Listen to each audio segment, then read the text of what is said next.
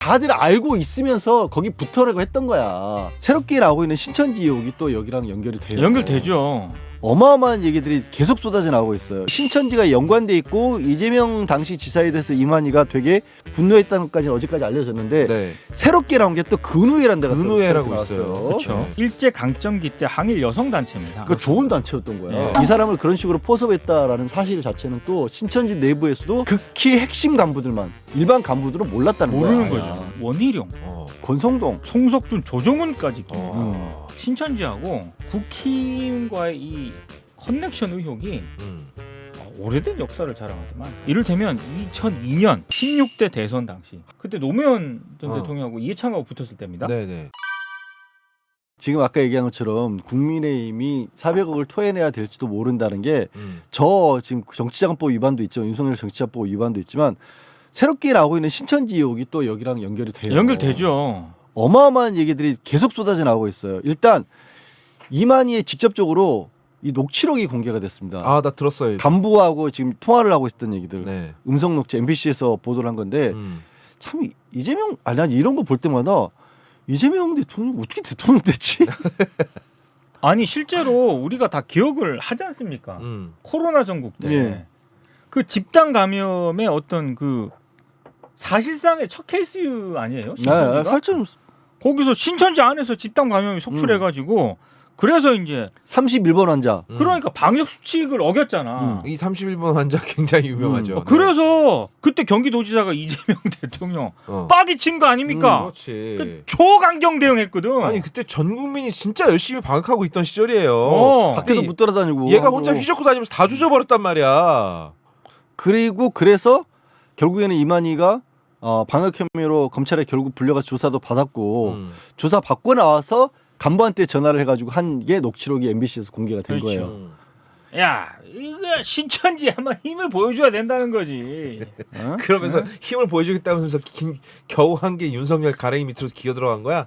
아니 그래서 그 신천지가 접촉을 엄청 이제 이때부터 본격화 시킨 거예요. 청와대 당시 청와대는 물론이고 정치권 판사까지 만나서 그랬을 정도니까 거의 뭐 이게 통일교랑 거의 비슷합니다. 그렇죠. 예. 전방위적으로 접촉을 하는 과정에서 이제 이재명 대통령에 대한 이 어마어마한 적대감을 이만희가 드러내는 거죠. 엄청난 손해를 보고 목적 달성을 못할 거다라고 하면서 예. 난 이게 도대체 무슨 말인지 모르겠어. 이 나라 전체에 지하실을 깔 수도 있어? 뭔 소리야 이게? 그러니까 신천지의 어떤 신도, 그다음에 자기네들이 가진 네트워크 이런 걸로 지자체를 다 그냥 우리가 장악해 버릴 수 있다.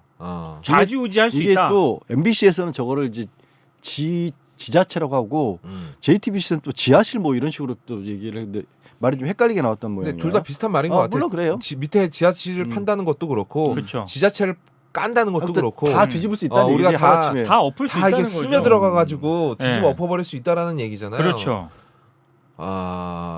그리고 그게 이제 근우회 이게 여성 단체죠. 요 얘기까지 가면 얘기가 길어지기 때문에 광고를 잠깐 하고 이 얘기는 이제 그 신천지가 연관돼 있고 이재명 당시 지사에 대해서 이만희가 되게 분노했다는 것까지는 어제까지 알려졌는데 새롭게 나온 게 또 근우회라는 데가 근우회라고 있어요. 그렇죠. 난 이것보다 좀 웃겼던 게 아까 간부하고 통화하는 내용 중에 이만희 총회장이 참 저렴한 표현을 많이 쓰시는구나.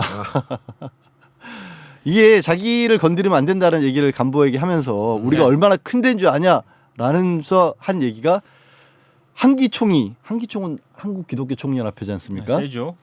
우리가 한기총이 두 기총보다 크다.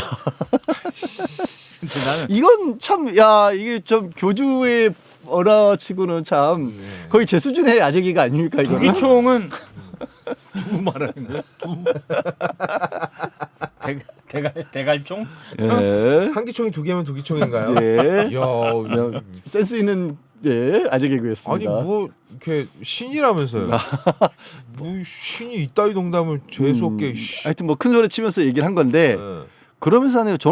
사실 저는 처음 들어봤는데 근우회가 전부 우리한테 다 들어와 있다 이렇게 얘기를 했다라는 거예요. 그 한국 근우회라고요. 예. 그 일제 강점기 때 항일 여성 단체입니다. 그 좋은 단체였던 거야. 예, 전국적인 게 맞아요. 분포하고 있는 여성 단체라 그러대요. 근데 그 근우회가 뭐 맥이 끊겼겠죠 당연히. 근데 그걸 계승한다면서 82년에 만들었어요. 그래서 뭐 나름대로 활동을 해왔겠죠. 여기 회장이 이희자 회장이었는데 회장이라는 직함을 내세워가지고 아마 정치권하고 좀 네트워크가 있었던 모양입니다. 굉장히 강하게 있었던 것 같아요. 그런데 전 신천지 간부들이 이 한국 군의회에 대해서 얘기하기를 여기는 이미 신천지 위장 조직이다. 그렇게 됐다 이런 식으로 이제 얘기를 했고요. 실제로 전 신천지 간부들 증언에 따르면은 그 이희자 회장 있지 않습니까? 네. 그 회장이 2022년 대선에서 윤석열 캠프하고 신천지를 잇는 가교 역할을 했다. 그래서 김무성 그러니까 윤석열을 직접 만났고 그 윤석열을 그 캠프랑도 가교 역할을 하고 김무성 전 새누리당 대표 있지 않습니까? 네. 나 김무성인데 아. 그 김무성을 이만희랑 또 연결시킨 서론 선수도 이희자 근우회 회장이라는 거예요. 그렇지. 그러니까 신천지가 그 신도들을 어떻게 포섭하는지에 관해서 여러 가지 얘기가 있잖아요. 그렇죠. 여러 가지 얘기가 있는데 이 사람들이 신천지가 했던 방법이 그 이희자 회장을 이른바 전도를 한 거예요. 그렇죠. 전도를 해서 그 포섭을 한 신천지 거죠. 그 아주 이인자로 꼽히는 사람이 이희자가 이 사람을 양아들이라고 부를 정도까지 신임을 얻어버린 거야. 그래서 회장을 딱 머리를 먹어버리니까 그 다음부터는 그 조직 전체를 흡수하는 거지. 아 근데 이거 보니까 신천지가 얼마나 무서운지를 알겠더라고. 그리고 이 사람을 그런 식으로 포섭했다라는 사실 자체는 또 신천지 내부에서도 극히 핵심 간부들만 일반 간부들은 몰랐다는 모르는 거야. 거죠. 그러니까 일반 간부들도 모르고 있고 이 간부한테도 그러니까 이만희 회장이 이 간부도 몰랐던 거지. 네. 근후에 내가 가지고 있어라고 얘기를 할 정도의 관계를 만들어내는데 내가 갖고 있단 말이 흔하게 나오는 말이 아니잖아. 아니잖아. 근데도 그 간부조차도 그걸 모르고 있어서 그렇죠. 조정을 했던 거야. 그리고 그 근후회를 앞세워서 근후회라는 건 역사적으로 굉장히 큰 의미가 있는 여성단체 지금 찾아보니까 최초의 민족주의하고 사회주의 통합한 그러니까 좌우 합작 여성단체였던 거예요. 그래서 전국적인 한국 여성운동단체들의 모태가 될 정도의 의미가 있는 데인데 그 이름을 쓰고 있는 단체를 그런 식으로 장을 한 거야. 그렇죠. 그래서 그걸 내세워서 지금 얘기한 것처럼 국민의힘의 지금의 국민의힘의 당시에는 뭐 자유한국당 이런데 유력 인사들 김무성 대표를 비롯해서 다 접촉을 했던 거야. 네. 그게 2020년대부터 그렇게 했던 거야. 근데 더 웃긴 거는 JTBC가 2023년하고 2024년 근후의 행사 영상을 유출했거든. 아 여기 충격적이던데. 야 여기 뭐 아는 얼굴이 너무 많이 나와요. 원희룡, 권성동, 송석준, 조정훈까지 낍니다. 조정원도 있어. 황상무, 황상무 네. 전 KBS 앵커 출신에다가 네. 윤석열 때 대통령실 시민사회 네. 출석했는데 날라간 이유가 MBC 아, 최경 스타일로도 MBC 잘 들어 뭐 비슷하게 막 막말했죠. 이것 그렇죠. 때문에 날라가고 홍준표도 여기 갑니다. 홍준표는 은근히 홍준표는 다 껴요. 축전 간 건 알고 축전 보냈어요. 축전, 네. 황상무도 축전, 네. 그리고 김기현. 김기현 축전. 네. 뭐 다 엮여 있는 거 아니야 이 정도면. 일단 여기 숟가락 얹으려고 했다는 얘기는 내부에서는 정체를 알고 있었다는 얘기잖아요. 그렇죠. 그러니까 그것까지는 확인된 건 아닌데 알고 있었지. 이거 어떻게 몰라. 아무튼 그런 식으로. 근데 이게 내가 아까 이 신천지에서 이 이희자 회장이라는 사람을 장악하는 방법에 대해서 놀랐다고 한 게 그런 식으로 장악을 해서 머리를 딱 떼서 가져가 버리니까 조직 자체를 가져가는 거잖아. 그렇죠. 그러면 국힘에서도 머리를 떼가면 국힘을 장악하는 방법을 마찬가지로 썼을 거 아니야. 그래서 그렇죠. 윤석열한테 접촉한 거 아니야. 그래서 윤석열한테도 접촉을 하고 신천지 신도들은 또 자기들도 그러니까 바깥으로 드러나지 않게 무슨 필라테스 프로젝트라고 뭐 이름 지어가지고 맞아. 주변에 알려지지 않게끔 꽂은 거 아니야. 그렇게 하면 사실 이 방법 그대로 근후회를 장악한 방법 그대로 국민의힘을 장악했다고 봐도 뭐 자연스럽게 이어지잖아. 당연히 방법이 그렇지. 당연히 그렇지. 그렇잖아. 같은 방법 원래 하나 먹히면 계속 써먹는 거잖아. 이게 신천지가 이런 식으로 해서 그러니까 대한민국의 어떻게 보면 주요 조직이라든가 이런 데 파고든 거 아니에요. 그쵸. 그러니까 이만희가 전화해가지고 대한민국 지자체 전부 하루에 내가 바꿔버릴 수 있다 이런 얘기를 하고 있는 거잖아. 그럼 여기부터 들여다봐야 될 거 아니야 국민의힘. 당연하죠. 그러니까 저는 신천지 특검에 대해서 지금 장동혁 대표를 비롯해가지고 국힘 쪽에서 거의 경기 반응 일으키고 있는 거 있지 않습니까? 요 얘기도 있습니다만 근데 다른 보도들을 쭉 찾다 보니까 이게 이만희하고 그러니까 신천지하고 국힘과의 이 커넥션 의혹이 오래된 역사를 자랑하더만 오. 이를테면 2002년 16대 대선 당시 한나라당. 그때 노무현 전 대통령하고 이해창하고 붙었을 때입니다. 네네. 그때 이만희의 최측근이 이해창 한나라당 후보 선대위에서 활동을 했고 또 17대 대선에서도 신도 10,000명을 당원으로 가입시키려 했다는 문건이 나왔어요. 그때부터 16대 17대 그때부터 2002년 꾸준히 하고 있었던 거야. 그러니까 이게 계속 나왔잖아. 네. 그러니까 지금 와서 뭔가가 이루어진 네. 거지. 학을 띄는 거야 지금. 그러니까 홍준표가 경선에서 나 떨어진 게 신천지 10만 명 가입시켜가지고 나 떨어진 거다라는 얘기를 한 거고 그렇죠. 그리고 알고 있으면서도 이용했다는 게 홍준표 전 시장이 그런 식으로 자기는 피해자인가 좀 코스프레하지만 막상 코로나 때 30만 넘게 맞아요. 그때 신천지가 집회하려고 했었을 때 그거 허가해준 건 또 홍준표 당시 시장이었어요. 맞아요. 그러니까 다들 알고 있으면서 거기 붙으라고 했던 거야. 그러니까 공생관계였던 거야. 신천지와 국민의힘하고. 그리고 이거는 MBC도 이미 보도를 한번 했었지만 윤석열이 검찰총장으로 있을 때 대구 신천지 교회에 대한 압수수색 영장 2차례 반려합니다. 그리고 이 반려된 이후에 전 신천지 간부가 폭로하는데 그 2022년 대선 때 이 압수수색 영장 2번이나 윤석열이 반려해줬잖아. 검찰총장으로 있을 때. 네. 그러니까 이 은혜를 갚기 위해서 2021년 대선 경선 앞두고 신천지 신도들이 국힘에 대거 입당. 그때 다 내려갔다는 거야 지시가 당원 가입해라고. 통일교하고 거의 똑같아요. 쌍도 맞춰줘 이 그렇지. 정도. 통일교보다 조금 더 은밀하게 은밀하게 했어요. 했죠.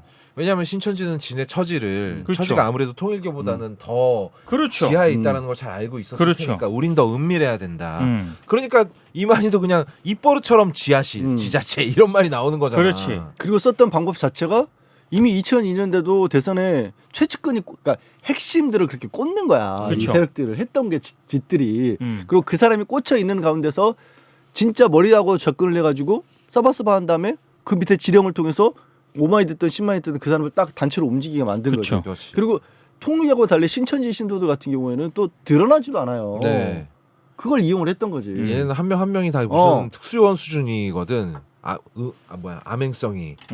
그러니까 그러면 아까 얘기했던 것처럼 지금 2차 종합 특검에서 바라보고 이제 수사해야 될 윤석열의 정치자금법 위반도 이게 내란 저 정당 해산 사유가 될 수 있지만 정당이나 당선 무효가 될 수 있지만 네. 이건 더 직접적이야. 그럼요. 그렇지. 이거 당사 팔아야 돼 이러면 400억. 그리고 나는 배치도 다 떨어져야 될 것 같아. 사실 해산감이죠 이거는. 그러니까 이거는 해산을 시켜야지. 해산감이죠. 아니 이게 뭐 사이비 종교랑 손을 잡지를 않나. 어?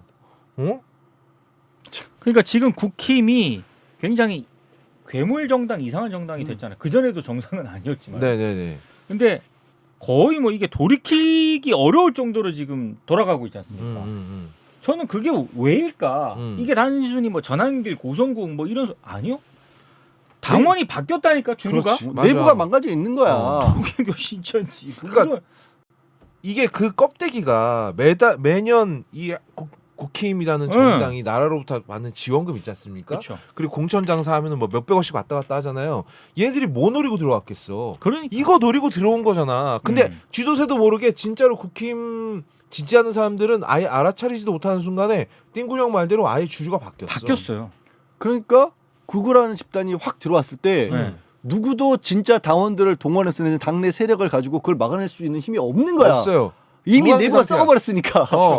그러니까 몸에 면역력이 박살났어. 없어. 바이러스를 막을 도리가 없어. 그러니까 오히려 바이러스가 들어와서 주류가 돼 버렸어. 이제 이제는 그냥 이제 폐기해야 돼. 기생충이 들어서 지배해버린 거지. 어. 껍데기만 남은 거예요, 저 정당은. 그러니까 우왕좌왕하고 있는 거야. 그러니까 윤석열을 거치면서 흔히 말해서 조중동이 그 시대는 끝난 거죠. 마지막 발악을 한동훈을 내세워가지고 한번 해보려고 그랬는데 네. 일단 그거는 한 사람을 잘못 골랐고. 네. 인간을 일단 굉장히 잘못된 선택을 했어요. 아니 근데 사람도 없어. 없어. 누가 있어. 없으니까 한동훈 조중동도 고르신 지금 거지. 다른 답답할 거야. 답답할 거야. 조갑재 씨도 답답할 거야.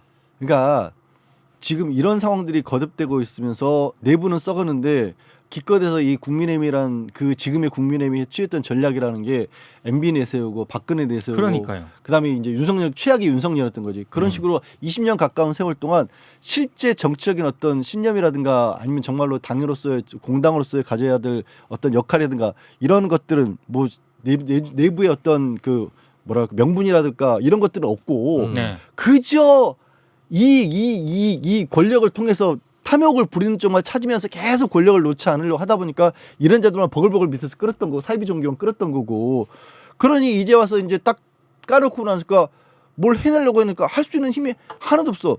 기껏해서 무슨 이제 와서 장동익을 한다는 사람이 당성에 충실한다고 당성이 어딨어? 니네 당성이 없어 아예 지금. 북한이냐? 당성이 돈이야 지금 드러나는 걸 보면. 야, 이 와중에 아주 재밌는 기사가 하나 떠서 요것만 전해드릴게요.